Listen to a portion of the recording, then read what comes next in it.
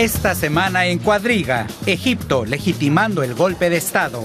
6 meses después de que las Fuerzas Armadas depusieran al presidente islamista Mohamed Morsi, los egipcios van a votar una nueva constitución. El borrador contiene menos islam, más derechos civiles, pero le otorga más poder a las Fuerzas Armadas. Los hermanos musulmanes, antes en el poder y ahora reprimidos, han llamado a boicotear el referéndum. Se han producido enfrentamientos en las calles. De ser aprobada, ¿traerá la nueva constitución mayor democracia o bien consolidará el poder de los militares? En Cuadriga, con ustedes, Úrsula Moreno. Hola, ¿qué tal? ¿Cómo están? Les doy la más cordial bienvenida a una edición más de Cuadriga. Hace 3 años ya que arrancaron las primaveras árabes y esta semana Túnez y Egipto votaron sus respectivas constituciones. Se considera un momento clave en el proceso de transición democrática, de transición política en estos países. Una transición que muchos observadores consideran fracasada. De ello me gustaría hablar con mis invitados, que paso a presentarles. 3 periodistas, 3 expertos, que son Funda Yatman, alemana con raíces turcas, es experta en el Islam, estudió ciencias políticas, Islam y antropología en Berlín, Heidelberg y Nueva York. Trabajó en proyectos con grupos indígenas en Chiapas y llevó a cabo investigaciones antropológicas en África Occidental. Cristina Erck es periodista alemana, ha vivido 10 años en el Cairo y 4 en el Líbano. Está considerada una experta en Oriente Medio. Su carrera periodística comenzó en América Latina como redactora de un diario en Buenos Aires. Hace más de 10 años que vive en Túnez. Y nuestro tercer invitado de hoy, Hinak Bellekamp, también periodista alemán. Tras sus estudios universitarios especializados en América Latina, comienza su carrera periodística en 1989 en el canal de radio Berlin International. Un año más tarde comienza a trabajar en el diario Berliner Zeitung en política exterior. Bienvenidos a los 3, gracias por estar aquí. Vamos a hablar de esta nueva constitución, vamos a hablar de lo que está ocurriendo en Egipto, en Túnez y en general de las primaveras árabes. Me gustaría empezar contigo, Cristina. ¿Qué significa esta nueva constitución para los egipcios? La mayoría de los analistas dicen que es una constitución más avanzada que la de 2012 de Mohamed Morsi y algunos dicen también que más avanzada que la de 1971 de Mubarak. En 71 sí, era la constitución de Sadat todavía. Ah, de Sadat, sí. Pero no importa. Sí, esas son las constituciones clave de 71 y la constitución bajo Morsi. Bueno, claro que es un avance la constitución hoy día en comparación con ese de Morsi, porque ese de Morsi era claramente al lado de los islamistas, digamos. Y ahora hablan más de derechos civiles y menos de la religión, que es un cambio fundamental. De derechos sociales y políticos se habla mucho más en esta Constitución, más de los derechos de la mujer, de los derechos de los niños, también se habla de sanidad, se habla de educación. Ahí, muy importante, sí. Ahí es donde se habla, sobre todo, en ese sentido sería mucho más avanzada que la de 2012. ¿Estás de acuerdo realmente?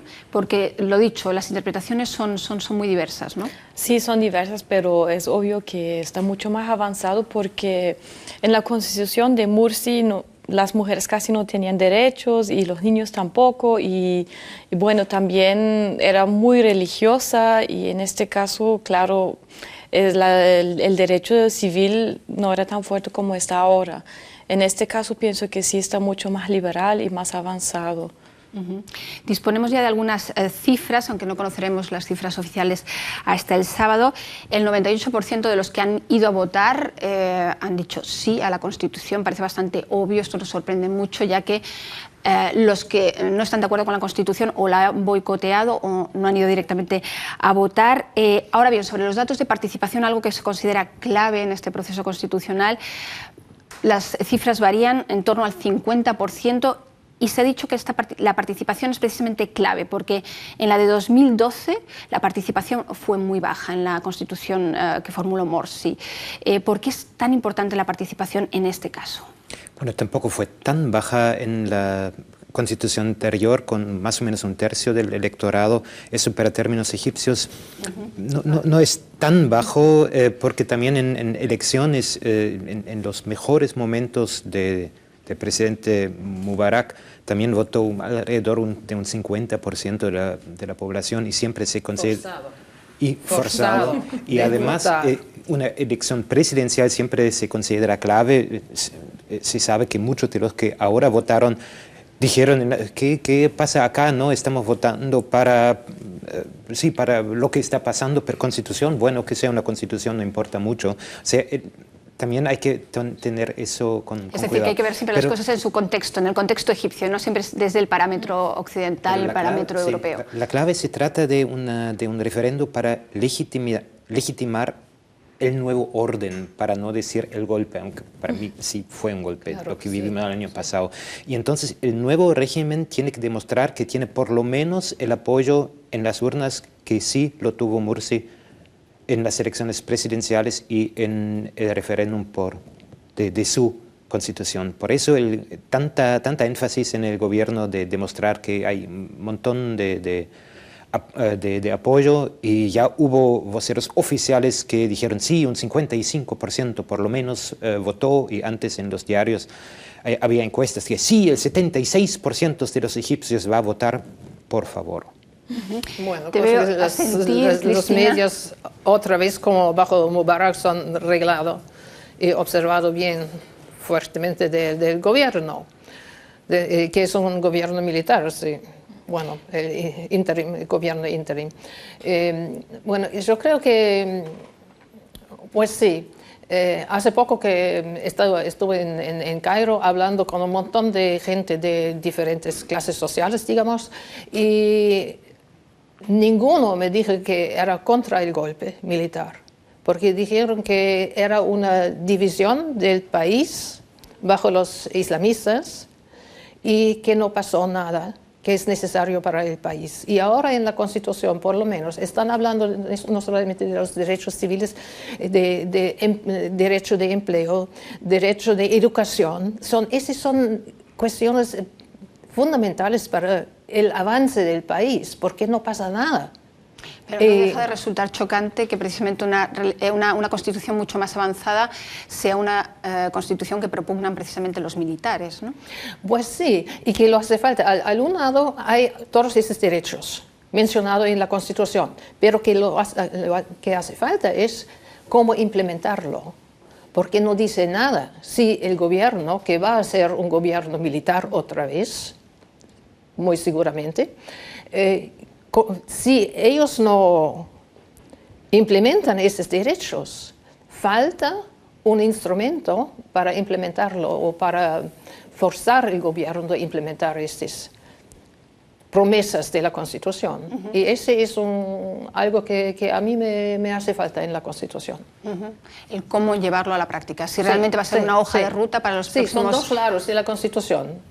Promesas a un lado, pero falta cómo implementarlo. Quizás por eso para muchos egipcios en principio sea algo positivo, porque son muchas promesas, pero quizás merezca la pena también recapitular un poco, recordar que al-Sisi, el ahora ministro de Defensa, suspendió la Constitución de 2012 y entonces dijo que traicionó los ideales de la revolución. Mucha gente en la calle apoyaron en ese momento al ejército. Y ahora Mubarak, excarcelado entre tanto, ha dicho que la Constitución es magnífica y que acudiría a votarla si su salud se lo permitiera. Da un poco que pensar quizás que Mubarak apruebe precisamente esta Constitución, ¿no? Da que pensar que quizás vamos a ver mucha continuidad en lo que venga ahora. Bueno, espero que no, pero todavía no sabemos, pero... Pienso que parece que si con esta constitución se puede regresar al tiempo de Mubarak, porque pues... Sí, porque esa constitución es muy pro-militar, o sea, el militar tiene mucha fuerza y mucha influencia. Exactamente, y casi no les puede frenar. Eso es el problema. Y si el presidente va a ser militar, yo también pienso que va a ser un poquito difícil con la democracia, pero tenemos que ver si van a implementar todo lo que han dicho o van a seguir haciendo como Mubarak. Por el momento, lo que yo estaba viendo, bueno, pues mucha gente estaba apoyando, claro, la Constitución porque ya están cansados también de esa crisis, pero igual casi no se puede escuchar críticos en la calle Porque esa las constitución. críticas Sí, son acalladas. exactamente. Y ahí yo no veo algo muy liberal. Se dice también que esta Constitución es muy contradictoria, que está llena de contradicciones, reconoce la libertad de expresión y, sin embargo, los seguidores de Morsi ahora mismo se consideran terroristas y no se les permite hablar. Es decir, ¿cómo se combina esto? Bueno, los militares también tienen la necesidad de demostrar que son bien distintos a Morsi, a los hermanos musulmanes antes, y que son muy demócratas y muy progresistas y cualquier cosa. Y una constitución se escribe fácil, la práctica es lo que realmente demuestra. Y si vemos que los mismos autores de esa constitución, que en la constitución escriben que la libertad de la prensa se respeta, por supuesto, como en cualquier país democrático, y son ellos los que la limitan de una forma como bajo los hermanos musulmanes no fue el caso. Morsi no fue un buen gobernante, seguro que no, pero respetó la libertad de prensa, la libertad de expresión. La libertad de expresión. Entonces es una constitución hecha para el escaparate, para el exterior, y si no hay fuerzas capaces de implementarla en el país, y no veo ninguna en este momento, es un poco de papel. Aunque por otro lado, aunque es papel también, pero por primera vez hace claramente la diferencia entre Parlamento, Ejército, Ejecutivo, es decir, no tanto, porque justo el Ejército tiene derecho de gobernar su propio presupuesto, tiene derecho de que el Consejo de Defensa, formado mayoritariamente por militares, tenga una voz muy importante en el establecimiento de qué presupuesto tiene. Ningún miembro de las Fuerzas Armadas puede ser juzgado por alguien de afuera. A cambio, militares tienen derecho, sí, de juzgar a civiles si ellos, los militares, consideran que tienen algo que ver con la seguridad, etc. En ese sentido, la Constitución es sin duda mucho menos avanzada, porque que tribunales militares puedan juzgar a civiles es un paso atrás. Ese no tocaron nada con el militar. Tienen los mismos derechos, son un Estado en el Estado. Más porque pueden nombrar a su ministro de Defensa. Y, por ejemplo, con las demostraciones, si es algo en frente de, digamos, una fábrica, están demostrando los obreros, digamos, entonces pueden juzgarlo en un tribunal militar porque esta fábrica es en las manos del militar. Así que es un sitio militar.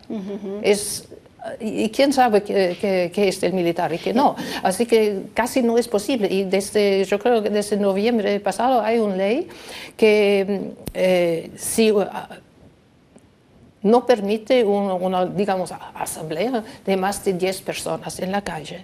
Si no, hay que preguntar 3 días antes que pueden manifestar, y si dicen que no, pueden ir al tribunal, y el tribunal tal vez demora unas semanas y ya se fue la manifestación. Así que no hay más derecho de expresión. Y con los hermanos musulmanes ahora mismo nuevamente en la clandestinidad, por así decirlo, es difícil saber cuántas voces críticas hay ahora mismo en Egipto. Sí, no, es mitad, porque se vio que mitad de la población estaba pro Morsi. Bueno, está perdiendo muchas voces, eso es verdad. Pero cuando yo estaba ahora en el Cairo, en unos barrios pobres, digamos, yo vi muchas, ¿cómo se dice?, pancartas de Morsi todavía, de Al-Sisi al lado de Nasser, que es muy interesante, pero también todavía de Morsi. Entonces, ¿dirías que Egipto está ahora más polarizado nuevamente? Es muy polarizado. ¿En lo político y en lo social? Sí, tanto en lo político y en lo social, porque las manifestaciones que vemos realmente como tú decías, a los seguidores de Al-Sisi diciendo nosotros somos un pueblo y vosotros sois otros. Entonces, hay están cansados de todas las manifestaciones, la gestión de tráfico en Cairo es terrible sin manifestaciones, pero con manifestaciones es peor. Y hay unas calles principales que son bloqueadas completamente del militar y de bloques concretos. Y así que ya es como en una situación bastante anormal, por lo menos, por decirlo menos. Vamos a ver si esta constitución trae algo de normalidad, o eso es lo que esperan muchos egipcios. Y volviendo un poco a la constitución... Por eso estaban votando por la constitución, para calmar la situación, para tener un régimen fuerte. Y muchos de los se podría observar ahora en las... imágenes de la televisión con pancartas de sí, el presidente con la victoria. Sí, y los otros estaban boicotando. De todas formas, para saber cuánto Islam hay en esta Constitución y si realmente es menos Islam que en la Constitución de Morsi, el artículo 2 permanece inalterado y dice: el Islam es la religión del Estado y los principios de la ley islámica son la fuente principal de la legislación. ¿Qué nos permite entonces deducir que pese a todo esta Constitución es menos islámica que la anterior? Ahí ya empieza el problema, porque ahí empieza una gran contradicción también en la Constitución, porque pues dan, por ejemplo, dicen que las mujeres tienen los mismos derechos como los hombres, pero bueno, si lo hacemos como la Sharia, ley de Dios, ley islámica, exactamente, pues no se puede, porque las mujeres ahí no tienen los mismos derechos como hombres. Por ejemplo, pues cuando se casan o si se comete un crimen o algo así, las mujeres nunca están con el mismo derecho como el hombre. Así que hay que ver cómo van a hacer eso, porque es una gran contradicción en muchas cosas, no solamente eso de mujeres. Hay otro artículo que me parece muy interesante, Giner, que es el 74, que prohíbe los partidos políticos con base religiosa. Es decir, es claramente un artículo que parece hecho a medida para prohibir a los hermanos musulmanes, que no dejan de ser el partido mayoritario en el país, o por lo menos según las últimas elecciones. Hay otro partido, el de los salafistas. Los salafistas han jugado un poco a ambas bandas, ¿no? Primero apoyaron a Morsi y ahora, sin embargo, han apoyado a los militares. Espera. Un tanto, y ahora también están perdiendo con eso, pero cuando yo leí ese artículo 74, yo me pregunté, bueno, ¿qué es un partido basado en la religión? ¿Qué pasaría con nuestro partido gobernante en Alemania, la Unión Cristiano-Demócrata? Es un partido que lo lleva ya en el título, además, también. Que es un partido basado en la religión. Bueno, claro, los hermanos musulmanes son un tanto más religiosos que nuestro CDU con Angela Merkel en Alemania, pero aún así, ¿cómo se pueden prohibir partidos que solo se basan en la religión del Islam, si el Islam a la vez es la religión del Estado? O sea, es otra de las contradicciones. Es un artículo dirigido contra una fuerza política, y justo contra una fuerza política muy importante, que siempre fue muy importante en los últimos decenios, y que no va a desaparecer porque la Constitución diga eso. Sí. En las últimas elecciones, antes de la revolución del 2011, también siempre se postulaban candidatos de los hermanos musulmanes, aunque como partido no existía, como independientes, y los votaron y obtuvieron buena proporción del Parlamento, no mayorías absolutas, todo bien.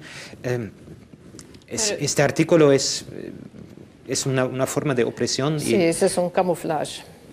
Sí, pero yo pienso también que en muchos países musulmanes lo ven diferente. Claro, no se puede comparar con Angela Merkel o con partidos religiosos en Europa, porque yo pienso que ellos pusieron este artículo para evitar islamistas, porque ya podemos ver también con la Revolución Árabe que muchos partidos o islamistas también abusaron la situación para tener más fuerza y llegar ahí en el gobierno.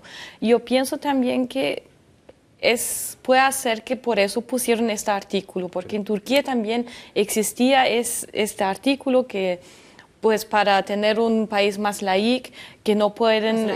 Laico, perdón. No. Que bueno, pues no pueden tener partidos religiosos, pero que se ha cambiado pero ahora. ¿Cómo se prohíbe un pensamiento? Claro, ahí es el problema, pero yo pienso que es un poquito más difícil y más profundo a discutir eso en países musulmanes, porque... Bueno, la primera constitución bajo Sadat era que la Sharia es un punto en la constitución, y después estaba cambiando la constitución que la Sharia es el punto más importante por la religión.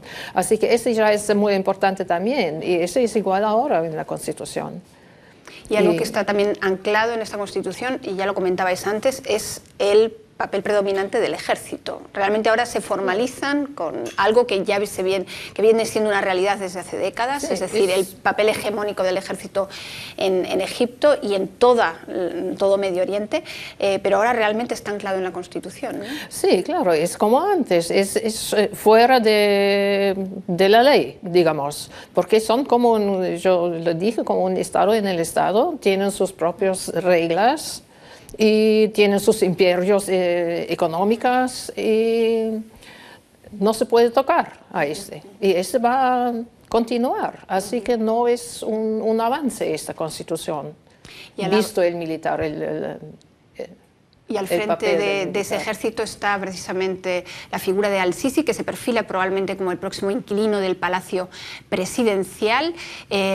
Al-Sisi no lo ha dicho todavía formalmente, pero muy probablemente se presentará a las elecciones presidenciales y, como hemos visto en las calles y han comentado nuestros tertulianos, realmente es toda una figura ya en Egipto. Vean el reportaje que hemos preparado al respecto.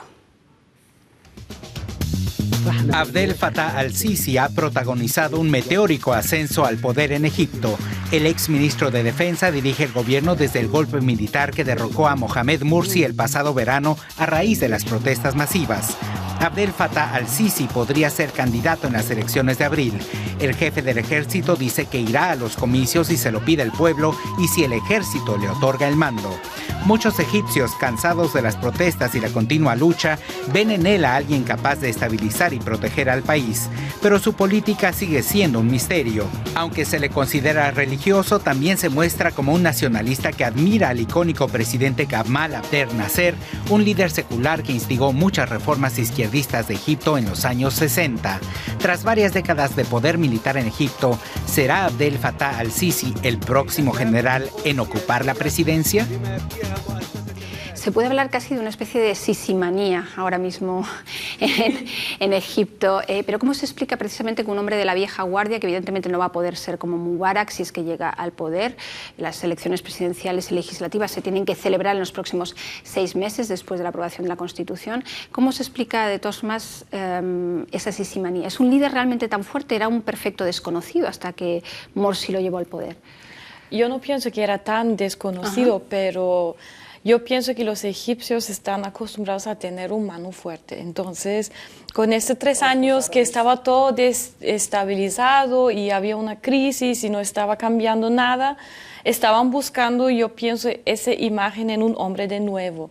Y bueno, en ese momento llegó Sisi y les dio todo que ellos estaban buscando y ellos que pidieron a la revolución. La pregunta ahora es si va a ser como Mubarak o no. Yo pienso que no va a tener mucha diferencia que Mubarak, porque ya se puede ver eso en la Constitución y con la fuerza que tiene el ejército. Y él también comentó, y me parece muy interesante lo que comentó, él va a ser presidente si, bueno... El pueblo le pregunta. Sí, los egipcios se lo piden. Y a mandato del ejército. Exactamente. Sí, muy importante. Sí, me parece muy interesante. Su sueño que estaba contando, que estaba soñando de una espada, era escrito, solo hay un Alá, y el otro en su sueño apareció Sadat diciéndole que él sí es el próximo presidente. Bueno. Amén. Realmente un líder populista admira a los viejos dictadores. Ridículo. Ya, pues si vemos a la historia de Egipto, podemos ver que siempre había hombres presidentes fuertes, con carácter fuerte, con imagen fuerte, y con esta crisis la gente está como perdido. Entonces, como que ellos quieren regresar a la rutina. Llegó Sisi y yo pienso que también está usando un poquito de la situación porque él sabe que ellos necesitan un hombre fuerte y él se los está dando. Eso sí, y hay que recordar quizás también las circunstancias ahora mismo en Egipto, ¿no? Para dar datos, un 26% de pobreza, un 13% de desempleo, es decir, hay también una grave crisis, viene alguien... Sí. Que promete. Es el gran problema del país. Sí, aumentaron el salario mínimo pero menos que la inflación, así que no ayuda nada a los pobres. Mientras que el otro bando tenga una persona con la que identificar una causa, con el presidente Mursi, entonces también hace falta una persona emblemática, y entonces hay que crear una figura si no existe. Sí, y la diferencia también es que Mursi, bueno, porque hay por lo menos 12% de los egipcios que son coptos, que son cristianos, y ellos, claro que tenían miedo. Sí. De los hermanos musulmanes, con derecho, porque estaban matando muchos a los cristianos. Y ahora su esperanza es que un militar fuerte otra vez está más bien protegido. En la Constitución son más protegidos, sí, tienen mismos derechos y es explícitamente que están protegidos. Y así que se sienten más cómodos, porque yo hablé con unos coptos que tenían miedo. No se puede describir cómo. Esperando que la nueva constitución va a cambiar su situación profundamente. Estamos hablando de 10 millones de personas porque es la principal minoría en Egipto, es decir, sí. no es ninguna tontería. Pero de todos modos, conociendo un poco el funcionamiento del ejército en Egipto, hay tensión también en la cúpula militar, es decir, hay otros quizás con aspiraciones también de ejercer el poder en Egipto. ¿Será tan fácil? Quiero decir, vemos claramente que primero les apoyaron, como apoyaron también a Morsi, y luego los defenestraron. Sí, ¿podría ocurrir lo mismo con...? Hay que esperar y ver. No, pero pues, para mí es no solamente compararlo con Mubarak, pero yo me repito, con Nasser, porque si se ve la política exterior, es exactamente como bajo Nasser. Nasser apoyado para los Estados Unidos primeramente, claro. Nasser persiguiendo los hermanos musulmanes y después cuando todos estaban encarcelados o matados o en exilio, estaba persecutiendo a los liberales, todo lo que estaba contra. Sí. Y lo mismo pasa ahora. Los musulmanes ya son fuera del juego, ahora están encarcelados los liberales, los periodistas, como los 3 periodistas del canal televisión de Al Jazeera, hasta que una marioneta de un aviso público que diciendo está parlando clandestinamente a unas células terroristas. Así es una histeria antiterrorista en este país que es... Y hablabas, Ginette, precisamente de esa figura que sigue existiendo para los hermanos musulmanes, es decir, para la mitad del país, la de Morsi, cuyo juicio tenía que haber comenzado este mes, que se ha aplazado al 1 de febrero. ¿Crees que ese aplazamiento tiene que ver precisamente con el referéndum, que también es calculado, o es pura casualidad? Y sobre todo, ¿qué se espera de este juicio? ¿Va a ser un juicio justo? De eso no tengo ningún tipo de esperanza, tengo que decir. Es y será un juicio político. Y ¿qué se puede esperar de un golpista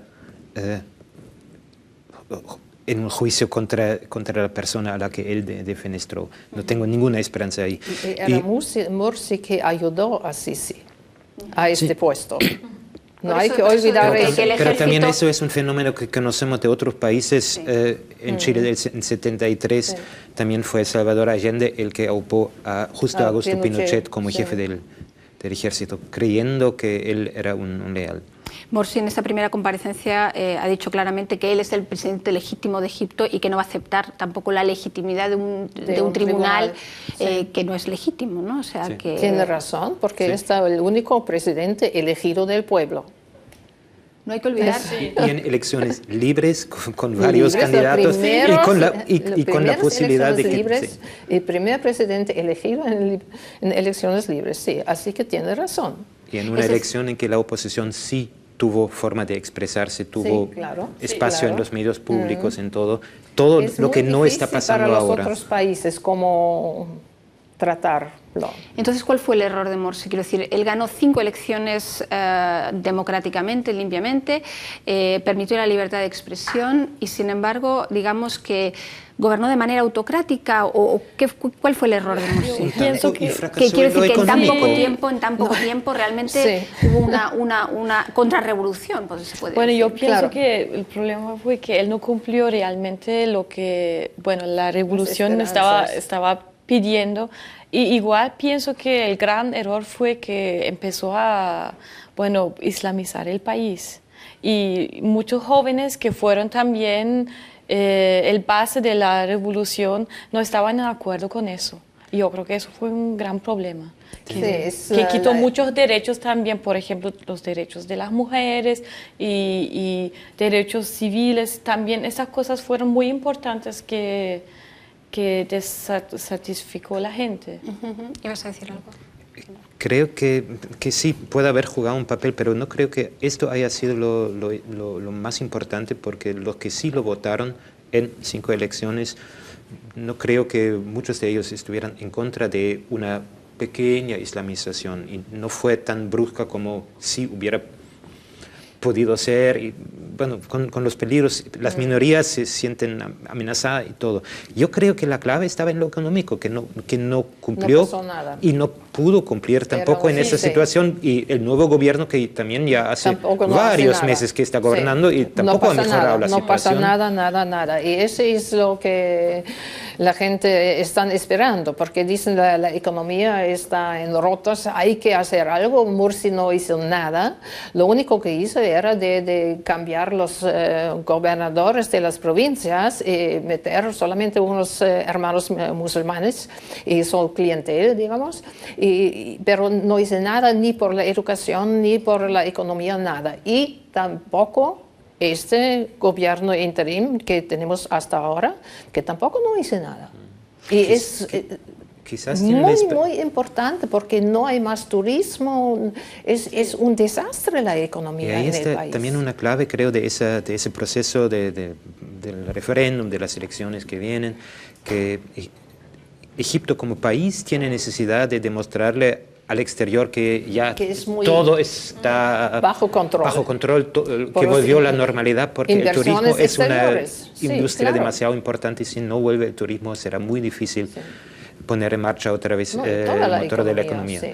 Pero entonces es entre el militar que va a ser el próximo gobierno y Israel controlando a los extremistas en el Sinai, en la península Sinai. Es una muy buena colaboración y nadie va a tocar este tema. Y nadie quiere tocarlo. No es muy nacerista el Mursi. el Al-Sisi. No, pero que es muy nacerista, es que Sisi también es un nacionalista. Sí. Bueno, el patriotismo es también una religión, podemos decir, ¿no? Sí. En Egipto. Por encima de todo, la fidelidad a Egipto. Lo que parece claro también es que desde el punto de vista internacional tampoco han querido tocar gran cosa. Hemos visto cómo ha actuado el gobierno estadounidense en los últimos meses después del golpe de Estado del 3 de julio.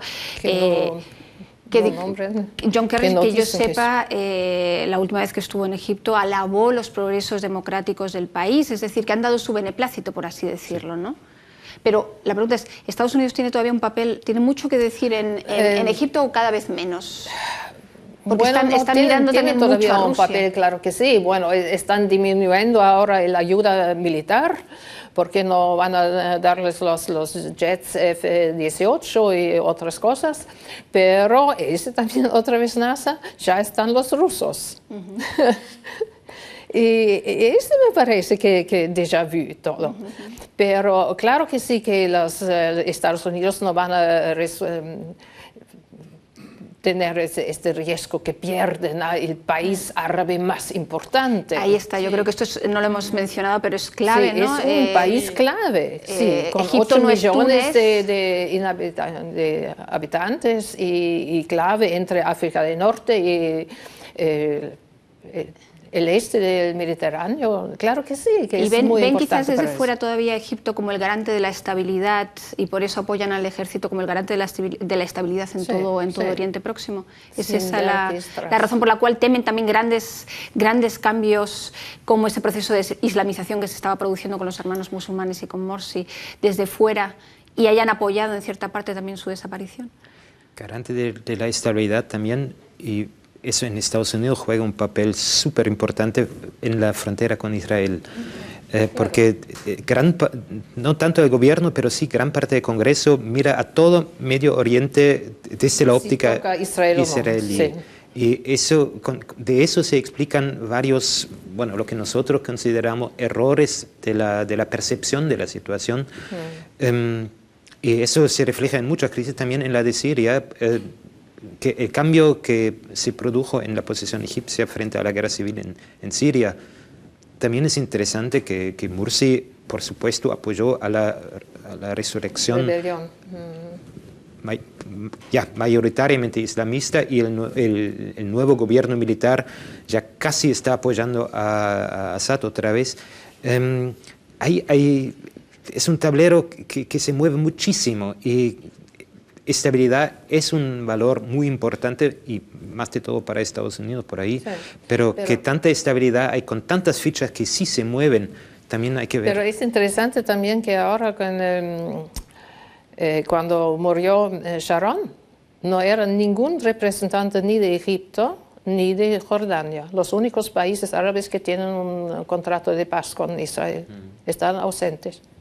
Hay otros países de todos más que apoyan también esta transición en Egipto, como por ejemplo Emiratos Árabes Unidos, que han dado muchísimo dinero también, muchísima plata ahora mismo al ejército, y que tienen un poco de miedo a esa militarización egipcia. Le han dicho, por ejemplo, al Sisi que sería mejor que siguiera como ministro de Defensa y dejara la presidencia a un civil.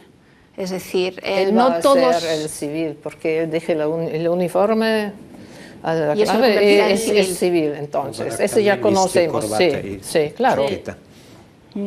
Así que no es muy serio. Y ellos tenían que temer que si lo que en Egipto empezó con la revolución de enero del 2011, si eso se siguiera propagando, quién sabe cuándo sí iba a llegar algo de eso también a los Emiratos, a los reinos en el Golfo, porque ellos son, en comparación con los países del norte de África, digamos Libia, Argelia, Túnez, con los países en la región Yemen, son medievales en sus estructuras, sin parlamento, o si tienen algo parecido a un parlamento, no tienen ningún tipo de poder, y entonces lo que...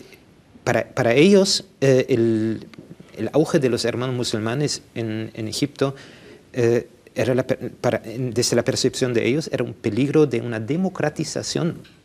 Y por eso no les gustó en absoluto lo que hacía Morsi. Y por eso cualquier alternativa a él, cualquier vuelta al sistema del hombre fuerte, está muy bienvenido. Y quien ha perdido bastante es Erdogan de la Turquía.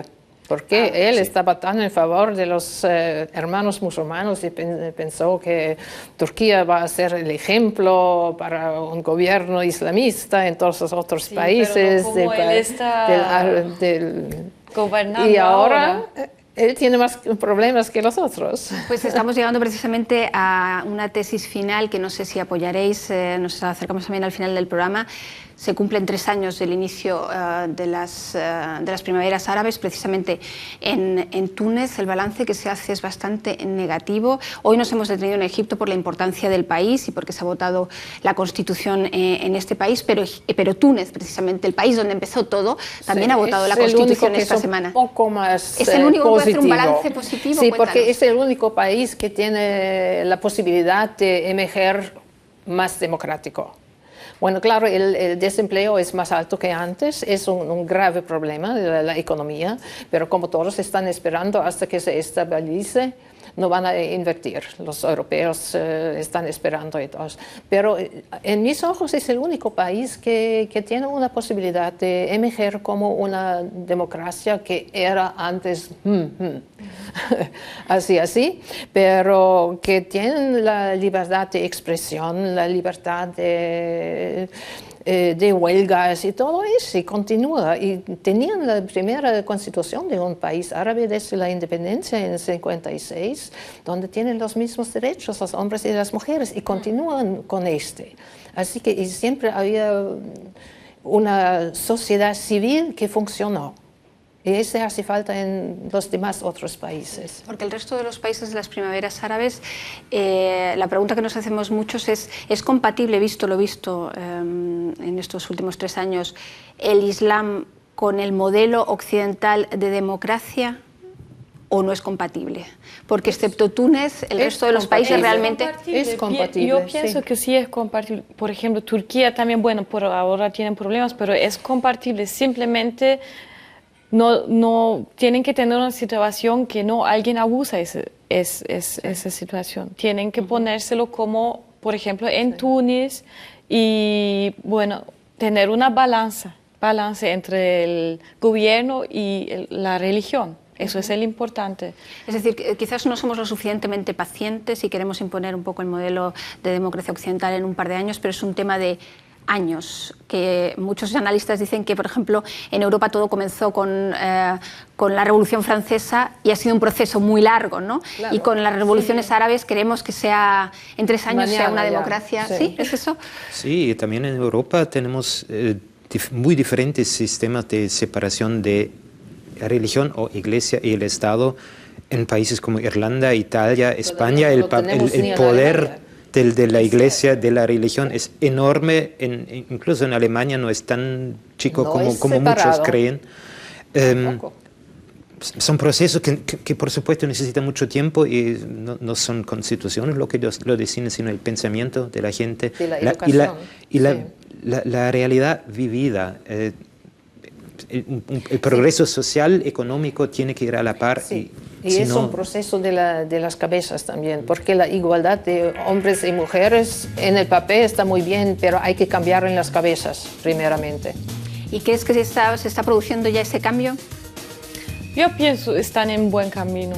Bueno, pienso que sí. ¿Un balance positivo también, Gina? Pese a todo lo que hemos dicho hoy tan negativo.